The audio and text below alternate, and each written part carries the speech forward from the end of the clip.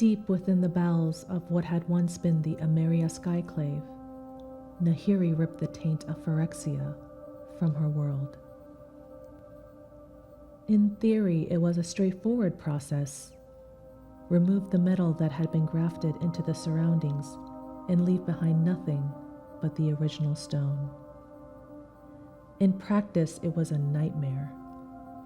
Completion had fused stone and metal together on a molecular level, and disentangling the two took an excruciating amount of patience, intricate work for every handspan of metal.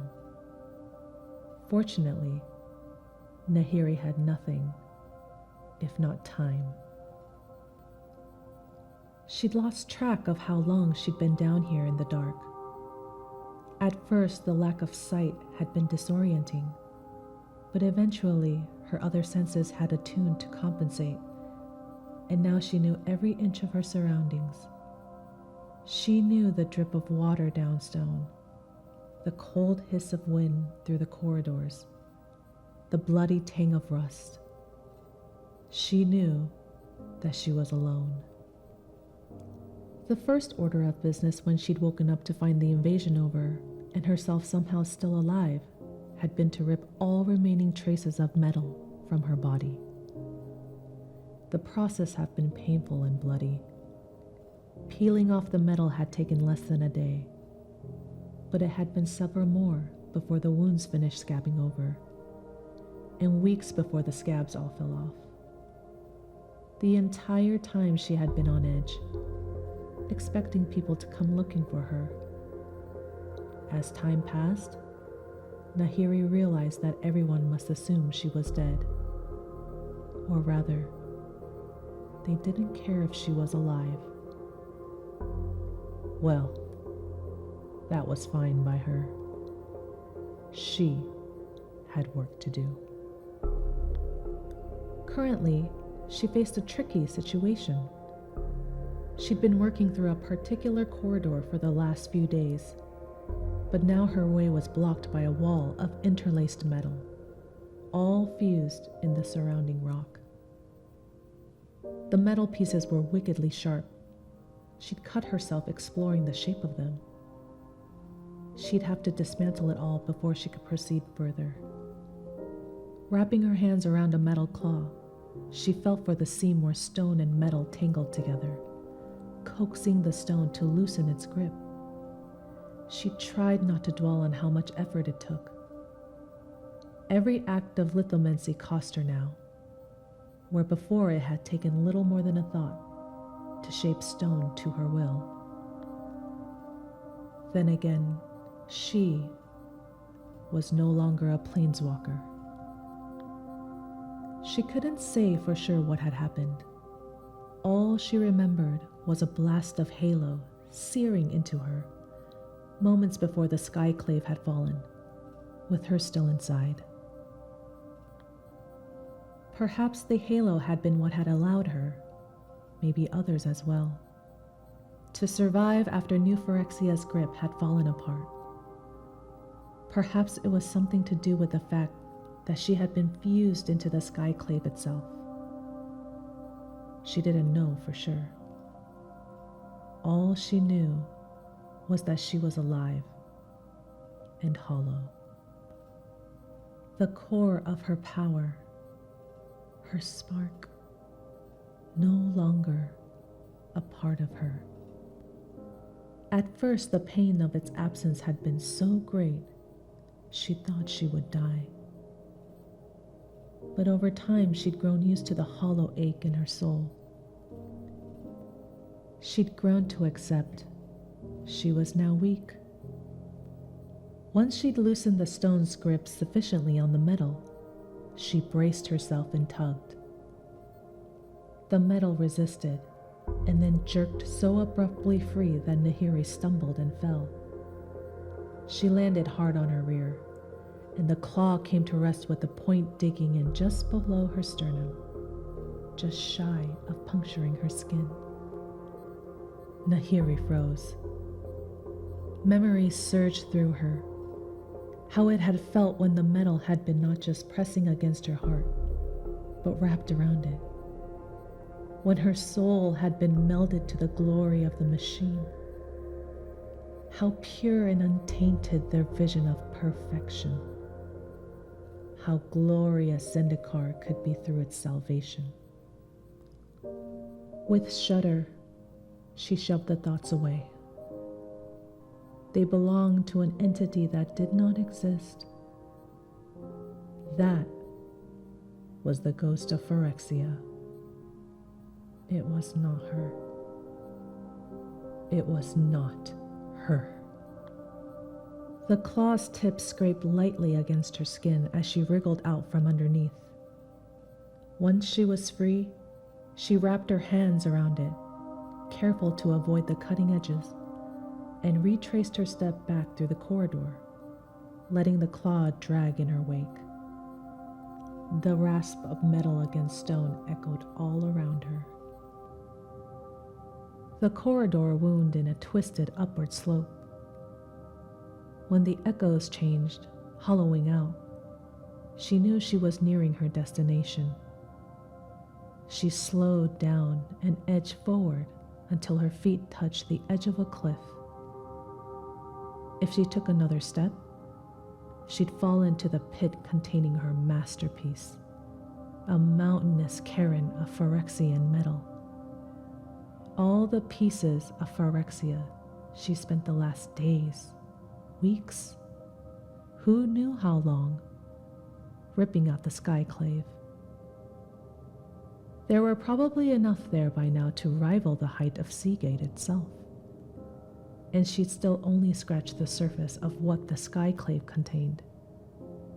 It would take months to rip it all free, years perhaps, but she wouldn't rest until she had scoured every trace of the cursed metal from this place. She'd have to figure out how to destroy it eventually. But right now, if she could pry Phyrexia's cold, alien grip off her world, that was good enough. And after that, she would deal with that then. But for now, this was all she could do. It would have to be enough. Once upon a time, she would have been angry. She would have raged against the multiverse for stripping her of her power, for delivering this fate to her. But now, where anger should have been, she felt only hollowness and grim weariness to see the job done. She tossed the piece of metal into the dark and turned back down the slope. Small skittering creatures scuttled through the dark. Tough, scrawny things of too many bones and too little meat. Aside from Nihiri, they were the only living things in this place. Every now and then, she caught one in a fist of stone, crushing it and superheating the rock to cook it directly. The act of eating was tedious, but necessary. She found herself longing for the taste of core cuisine, not the cooking of recent centuries, the hearty, straightforward campfire fare that core caravans had been reduced to, but the more nuanced tastes of a culture the world had long forgotten, back when she was still just a mortal. She'd eat it again once she was done here, she promised herself, and didn't think about how long that might take. The wall of metal came down, only to reveal another one behind it. She took that one down too, to find yet another, then another, and another. A vague sense of dread grew in her with every layer peeled away.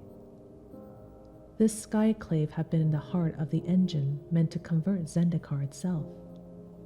The walls must have been put up deliberately to protect some core component. They certainly wouldn't have been for decoration. Phyrexia was nothing if not efficient. Indecision and frivolity were weaknesses of the flesh. It was nothing like a machine, pure and gleaming, incorruptible, beautiful. Nahiri grabbed the closest piece at hand and ripped it free in savage bursts of lithomancy that left her body trembling and shaking. Sensations she gladly embraced. Focus on the here and now. Don't think about what came before. Don't think about what you used to be. Don't think about what you did. At last, the final wall came down, and she walked through to find herself in the chamber where she had bound herself into the skyclave itself. She knew it as soon as she set foot inside. The room sang to her, stone and metal woven together like the weft and warp of fabric, where she had been fused into the very walls. In that deliberating plating, she could read Phyrexia's influence, how it had sought to take the material of this world and turn it against itself. Because that was what Phyrexia did best, wasn't it? Corrupt the essence of a plane, take your urge to protect and shield, and twist it to serve their own ends. A wave of dizziness and nausea swept over her, and she put a hand against the wall to steady herself. But for once, the touch of Phyrexian metal comforted her. It didn't matter what this place had been. Phyrexia was gone for good. Still, she walked the perimeter of the room, trailing a hand over the wall to reassure herself that the metal was in fact dead. And then she brushed a section of the wall and felt a fluttering shock of power deep inside. Instinct snatched her hand back. Her first impulse was to grab the surrounding stone and squeeze it inwards, crushing whatever lay within. But the sensation hadn't been unpleasant. If anything, it had felt familiar. Cautiously, Nahiri placed her hand on the wall again. There it was. A whirl of power embedded in metal and stone. Now that she was focusing, she thought she could feel the outlines. It wasn't too deep within the metal. Curiosity battled with dread and won. She retreated to the outside corridor and shaped herself a blade of stone. She cut slowly, channeling heat into the edge of the blade to melt the metal apart. The last thing she wanted was to damage the object she was trying to cut free. So she focused on the act, forcing herself not to think about what it might be. Her blade touched empty air, and the object fell out of the wall and into her waiting hand. She held a lump of stone the size of her fist. She ran her hands over it, feeling its contours. It was a hedron. If that hedron had grown in impossibly thin slices of stone layer by layer around a central seed, like an oyster laying down coats of pearl around a speck of grit, the whole thing felt delicate, like even an ounce of wrong pressure would crush them. As for the grit in its center, it was her planeswalker's spark. The feel of it was unmistakable. Now that she held it in her hands, she could feel the rush of power that it contained, that had been hers for centuries. She was suddenly acutely aware of the hollow in her, where her spark had once been, that emptiness she'd been trying so hard to ignore. Empty, because I poured everything I had into destroying my home. I burned myself out, trying to save it from itself. Because I believed I was doing right at that time. Her heart thudded in her chest, like the strike of a hammer on metal. Something bubbled up in her that she hadn't thought she was capable of anymore. Hope. The weight of metal above, below, and all around her. Suddenly, it was suffocating. And the darkness. When was the last time she'd seen sunlight? How long had it been since she'd seen her home and Zendikar itself? She reached out, gripped stone in great grasping fistfuls, and with the surge of power, heaved. Stone ruptured upward. Metal shrieked and peeled away in violent blossoms. The stone punched through the roof, the chamber, and then up, and further up, until far above, it pierced the vaulted roof of the skyclave itself. A rough set of stairs that stretched from her feet all the way to the outside. Sunlight dripped into the darkness. Nahiri sat down hard. Her whole body shook with exhaustion, and she had to swallow rapidly to keep from vomiting. But it was done. She had a way out. As her eyes adjusted to the light, she saw her body for the first time. She'd known she was scarred, of course. She felt them in the dark.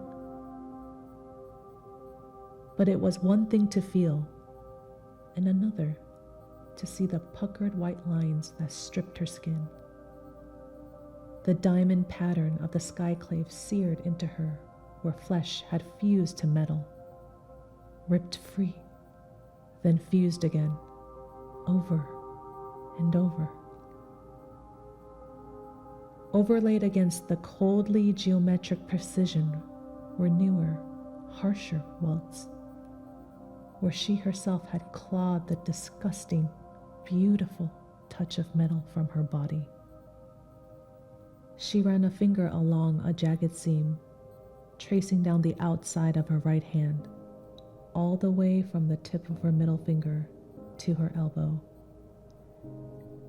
There had been a heart of metal in the stone blades grafted onto her hands, and right after she'd woken up, she hadn't yet figured out how to disentangle the two the way she did now. Even if she had, she wouldn't have cared. All she wanted was to rescue herself from Phyrexia's grip, no matter how much she damaged herself in doing so. Flesh could always heal, after all. It seemed like a small penance to pay for having failed Zendikar yet again. She pushed herself to her feet. Her legs were still a little shaky, but at least her stomach no longer felt like it wanted to heave itself up her throat. The hedron fit snugly into her palm, as though it belonged there. And she supposed, in a way, that it did. Nahiri began to climb. The way up was longer than she'd anticipated. She hadn't realized just how far down she'd been. The light steadily increased the higher she got, until her eyes ached with the strain of it. By the time she emerged onto the skyclave's hull, her eyes were closed, and she was feeling her way by stone sense alone. The touch of wind on her face felt as alien as the air of a new plane. For a moment, she simply stood there, trying not to flinch from the touch of it. Even through the skin of her eyelids, her eyes hurt. It would take a while before she grew accustomed to seeing again.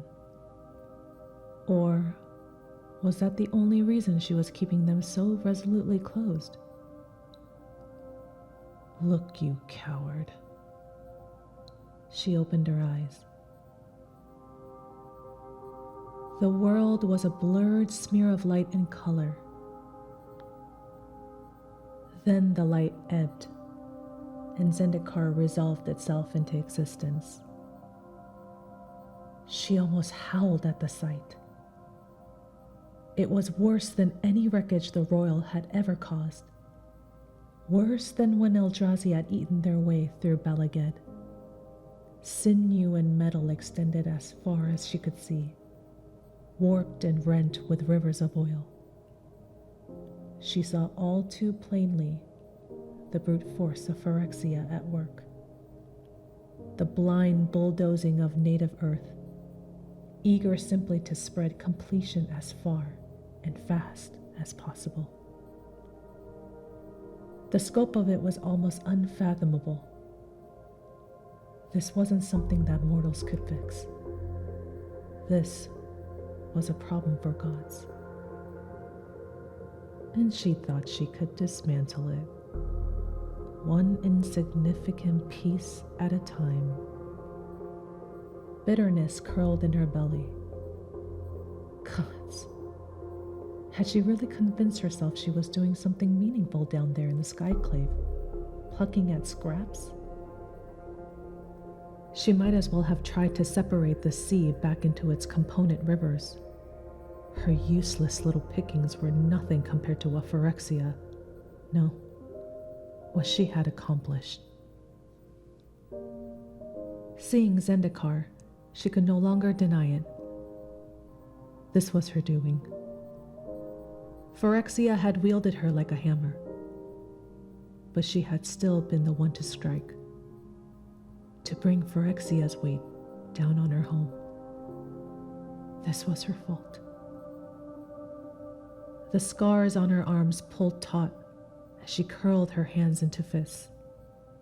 Well, maybe she'd been part of the problem before, but she was done with hiding like a coward. Now, she was going to fix things, return them to the way they'd been before, which meant, first things first, finding a way to restore her spark.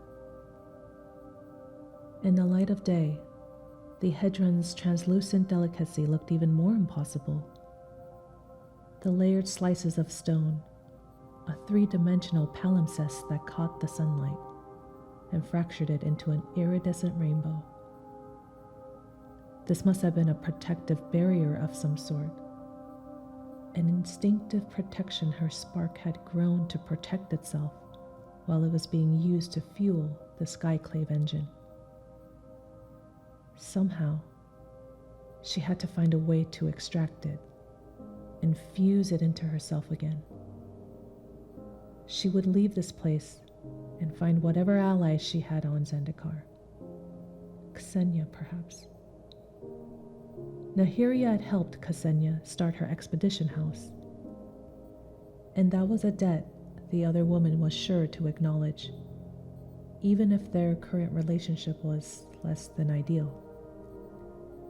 And Ksenia had connections to expedition houses across practically every continent. Even if she didn't know what to do, she'd be able to point Nahiri in a promising direction. The plan crystallized in her mind, chasing away some dark fog she hadn't realized was there. A sense of purpose filled her. It felt good to have a goal in mind again. She should have left the Skyclave ages ago. She heard it before she sensed it. The displacement of air like a hard exhale. A breeze ruffled her hair. She spun around, knowing before she did what was coming. A planeswalker.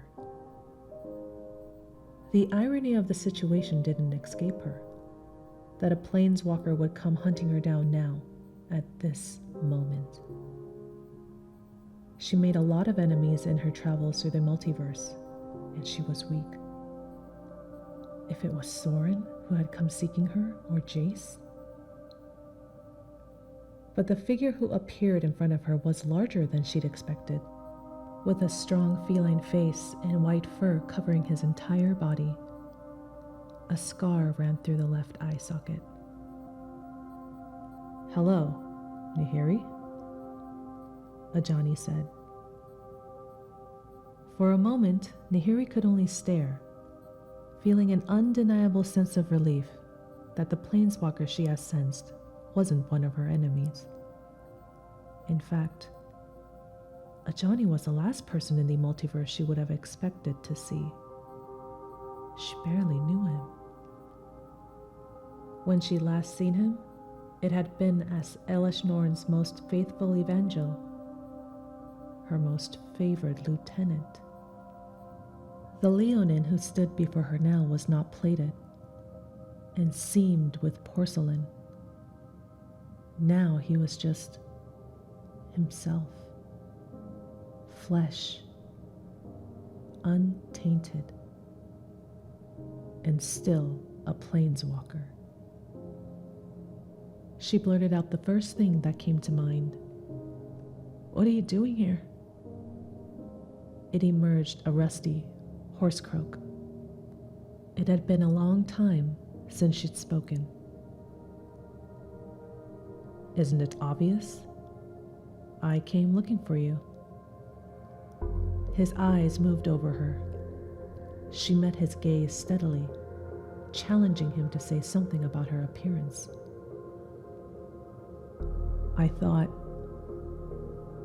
I expected to find you dead." She smiled humorously. "Disappointed?" "Surprised?" His whiskers twitched. "The others are dead, you know." "Who?" "The others." When she didn't respond, he continued. "Tamio, Luca, Jace, and Veraska too, I would guess. Except no one's found their bodies yet." The other planeswalkers who had been Elish Norn's evangel, a roster of those who had led the charge against their homeworlds. The syllables of their names clawed her ears. "And Nissa?" For a long while, Ajani didn't answer. Long enough that Nahiri thought he wasn't going to. "She survived as well," he said at last. "But she's been damaged. I don't know what happened. Some part of the process when we were cleansed of Phyrexia. But she can no longer planeswalk. I can, but it took everyone. Tafiri, Kaya, Melira, so many others. They saved me. They cleansed me of the taint of Phyrexia and kept me intact." A shudder passed through him. "The others weren't so lucky as you and I." Nahiri kept her hand curled around the hedron, hiding it from sight.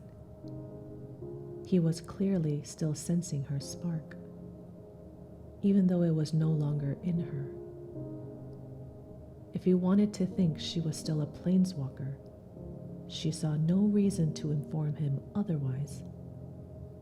No reason to reveal any sign of weakness.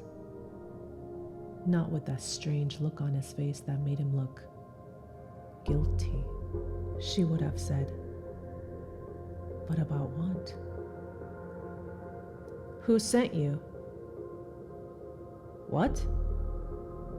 "You can't have come on your own volition. Who asked you to find me?" "No one." He sounded surprised. "I just wanted to see what had become of you." "Well, if that's all you came to see about, you can be on your way. I'm fine." She walked over to the edge of the skyclave hull and peered down. Her first step would be to get back down to ground level. The side was steep, but she could make handholds for herself to climb. Luckily, the skyclave had crashed into a flat plain, so at least she wouldn't have to fight through tangled forests or thickets. Before, she never would have had to care. She could have simply willed herself wherever she liked. Soon, she promised herself. The back of her neck prickled. She turned to find Ajani was staring at her. "What?" she snapped. "Are you?" he asked. "Am I what?" "Are you really fine?" Her eyes narrowed. "What's that supposed to mean?" Ajani said nothing. Some of the initial relief she had felt faded, replaced with unease. Something about this wasn't right. No one came looking for her unless it was for a purpose. And in her experience, those purposes had rarely been benevolent. "Look, I'm fine. So if you don't mind, go away and leave me alone. Busy right now." "Healing Zendikar, correct?" She bristled. "And if I am?" Another silence. Nahiri realized she was tensing her entire body and forced herself to relax. Ajani's whiskers twitched. "I have a proposal to make." "I'm not interested," Nahiri said at once. "Will you not even hear me out?" The words were still soft, but there was a growl to them, a gleam in his eye. Anger or threat, Nahiri didn't know. And she didn't have to. The danger was clear. She crossed her arms over her chest. "Ever since things ended, I've been traveling the plains, and the scope of destruction we wrought. I'm sure I don't have to tell you the untold damage to the multiverse. Someone needs to make amends for what we've done. To fix things." He took a deep breath. "That could be you and I." It took a moment for his meaning to sink in. "You want me to join you? Be your partner in fixing the multiverse?" An incredulous laugh slipped out of her. "You have others who would willingly assist you. They saved you, didn't they? Go ask them instead. I'm sure you have plenty of friends who'd jump on the chance to do so." Despite herself, she couldn't keep the bitterness out of her voice. "I already told you I'm not interested. So you can go off and save the rest of the multiverse. In fact, you're welcome to it. But you leave Zendikar alone. This is my home, not yours. I'll repair it myself without your meddling." He shook his head in irritation. "This isn't about the multiverse. It's also about us. No one else faced what we did. We're the only ones left who knows what it's like to go through. What we went through." "What we went through," Nahiri repeated. "You mean as Phyrexians?" The word was sour in her mouth. She made herself say it anyway. Ajani flinched. "Nissa knows. She's also no longer a planeswalker." Nahiri's grip on her hedron tightened. "She never saw the aftermath of what we wrought. Out of everyone in the multiverse, you and I, Nahiri, are the only ones who can truly know the sins we committed. That's why we must be there for each other. We need to help each other for our own good. And we can't do it alone. Nahiri scowled, not bothering to hide her annoyance. She'd always considered Ajani somewhat high-handed, the way he assumed he knew what was best for everyone. But this was too much. I never asked for your help, she snapped. And I won't be a balm for your guilt. You'll just have to learn to live with it instead. His ears flattening against his skull. Do you think I'm here on a whim? He growled. This thing must be done. We bore the sin of it here. We must be the ones to fix it. Whatever it takes. And when she didn't respond, he continued, voice softer but unsteady now.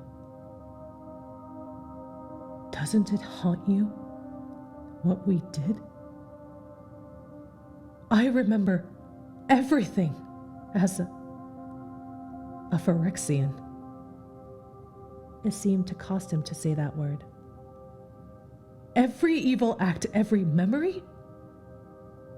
It's there, intact. Is it the same for you? Abruptly, she saw herself, kneeling on the neck of a skyclave elemental, anointing it, no, drowning it in oil. How she had blessed, cursed, corrupted everything she touched, dragging Phyrexia in her wake in a glistening skirt. How she had believed with all her heart that she was saving her world from something worse. A bitter metallic taste flooded her mouth. Furious, she shoved the memory away. I already told you to leave me alone. What about that don't you understand? Why are you still here? Because I want to help you, Ajani snarled. How many times must I repeat myself? Nahiri glared, but even as she did, a cold, trickling awareness filled her. Ajani was a planeswalker, and still in full control of his powers. To come all this way just because they both served together under Elesh Norn was ridiculous. No one in their right mind would willingly want to dwell on that time. What if he was there to kill her? If he was, then it all made sense. His presence here. The way he kept pressuring her to dwell on her time as a Phyrexian. He could be trying to destabilize her emotionally, making it easier for him to surprise her with an attack. Ajani had been Elesh Norn's strategist, the most ruthless and loyal of her evangel. Phyrexia changed your alliance, but not the core of who you are. That single-minded purposefulness, that capacity for ruthlessness, had to have come from Ajani himself. He had come to Zendikar seeking her out specifically. He had wanted to find if she was alive. He could very well have determined to seek out all the former evangels and end them, to cleanse the world of Phyrexia's taint. Whatever it takes, he had said. He was right about one thing, if nothing else. They had caused a lot of damage. From what she knew of Ajani, he was not one to let such wrong stand if there was something he could do about it. It was something she herself might have done as well, if she could. Luca, she thought abruptly. Tamio, Vraska. He hadn't said how they had died. He hadn't said who had killed them. As subtly as she could, she reached out with her power, flooding the skyclave hull all around her. He'd made a mistake, giving her forewarning. If he was planning to kill her, she would at least be ready for it. She might not be a match for him, but she could at least slow him down long enough to, hopefully, escape. If he'd realized she'd seen through to his true motive, though, he'd give no sign of it. He was pacing back and forth now, short, sharp bursts of restless motion, his tail lashing from side to side. We need each other, Nahiri. Whether you want to admit it or not. I know what it's like to be where you are now. Who else can say that? Who else will truly be able to comprehend the darkness and self-loathing of what you've done? Who else will understand? He stopped abruptly and swung to her face. A note of pleading entered his voice. Let me help you heal. Help me heal. Disbelief flashed through Nahiri. Heal? Heal? With her world wrecked, her spark torn from her, and her body reshaped in ways that would tell the tale of Phyrexia's claw in her until the end of time. While he stood there, looking unscathed by the ordeal, looking whole. But of course he would. He had friends to pull him out from the mess and patch him up and take care of him, whereas she only ever had herself. Don't you tell me what I need, you miserable cat, Nahiri hissed. You don't know half of what I've gone through. You don't know what's been done to me. You don't know what sins I've committed. So talk to me. I want to help you. No, Nahiri spat. Who are you to come here and lecture me about what I should or should not be doing? What gives you the right? You and your friends are what got me in this state. She swept a hand over her body. In the first place. If you want someone to talk to about all this, go find Nissa. Or Chandra. She's your friend, isn't she? Why aren't you crying on her shoulder? Another flinch. This one sharper. A dangerous growl rose in Ajani's throat. Nahiri knew she should have stopped then, but a recklessness had seized her. The edges of the hedron dug into the palm of her hand. The pain a sharp, focusing clarity. I was only involved in this mess because of your weakness. Do you think they would have had to call on the likes of me if the great Ajani Goldmane hadn't fallen?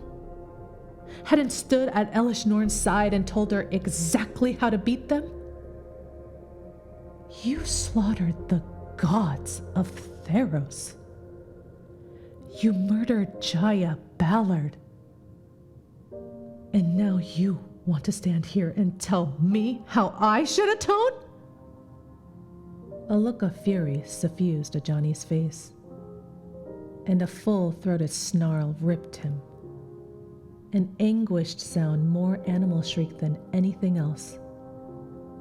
His claws unsheathed, and Nahiri didn't have to guess at the expression of murderous grief on his face.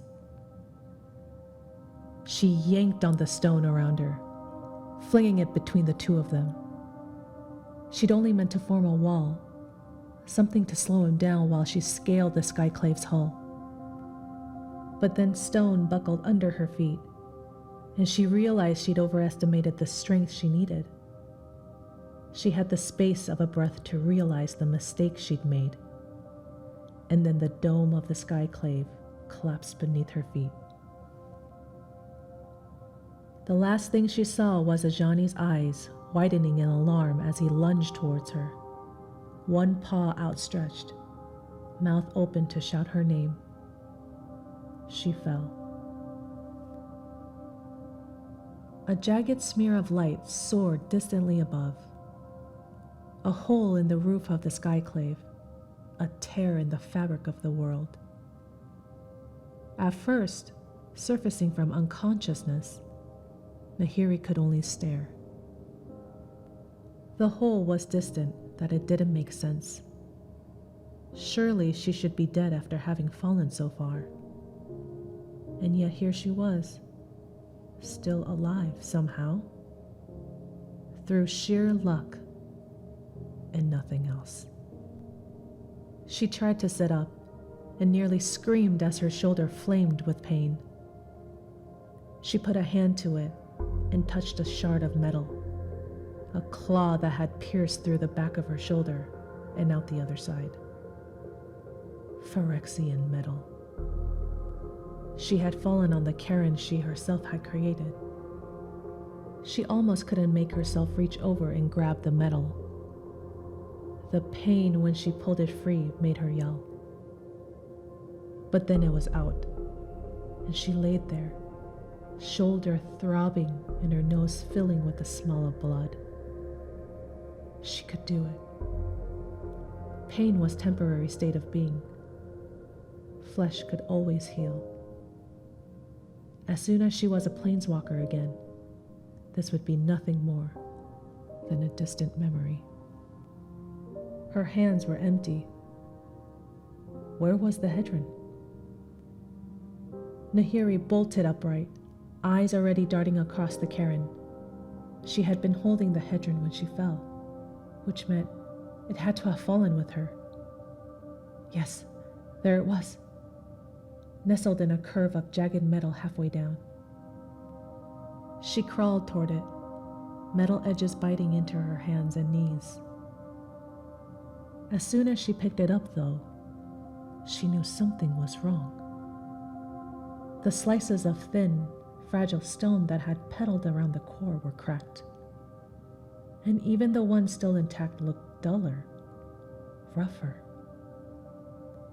It must have been shattered in the fall. She couldn't feel her spark at all. For a moment, all Nahiri could do was sit there and stare.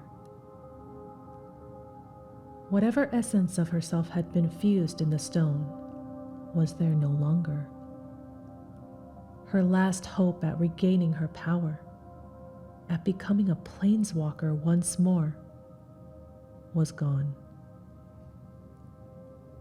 All she had left to fix Zendikar with was herself, powerless. She would have laughed if she didn't think it would break her apart. She let the hedron drop from her hand. It tumbled down the side of the cairn, and she didn't bother to see which way it fell. By the time she finally emerged back to the top of the skyclave, the pain in her shoulder had settled into an insistent throb. She had to step carefully. The whole of the skyclave's dome felt fragile, and she was so exhausted and half blind with pain that she couldn't have reinforced so much as a single tile. Ajani was nowhere to be seen. Nahiri was aware of an emotion building within her, something deep and warm and familiar. There was grief, that long, slow sorrow for her world that had suffered so much and had been broken so many times. But beneath that was something even hotter and more familiar. Anger. She could see it all so clearly now. The real threat, the real problem, was not herself. It was not even Phyrexia. It was planeswalkers. This is what planeswalkers did. They went to a new plane, wreaked havoc on it, then departed without further thought for the damage they caused. Just as Ajani had come here, seeking her for his own selfish purposes, ruined her last chance of truly healing Zendikar, and then ran away, leaving her to deal with the consequences of his actions. She should know. She used to be one herself. Nahiri clenched her fists, feeling her nails bite into her palms. The fury felt good, the warmth of it comforting and familiar. Anger she knew. Anger she could harness and could use to fuel more works in the future. And she knew what she needed to do next. If not for planeswalkers, Phyrexia wouldn't have been able to reach across the multiverse, and Zendikar wouldn't have been blighted as it had. Soren and Ugin would never have been able to bind the Eldrazi in her home, all those thousands of years ago, and awaken the Royal. As long as people like them existed, her home would always be under threat. Zendikar had always been able to recover from the ravages that had been wrought on it. But even worlds grew weary, and sooner or later, it would encounter something, or someone, that broke the heart of it beyond all repair. Not if she can help it, though. She was done with hiding away in the dark. She might not wield the power she previously had, but that didn't mean she was helpless. There were still things she could do. Still ways, perhaps, to close Zendikar off from outside forces who would do it harm. Nahiri looked out over the wreck of her world, her beautiful, blighted, broken home. She would protect it until her last breath. She was still Zendikar's guardian, after all. She would always be Zendikar's guardian. No more, she breathed. No more pain. No more suffering. Her voice hardened with furious conviction. Whatever it takes, I swear. No planeswalker will set foot on Zendikar ever again.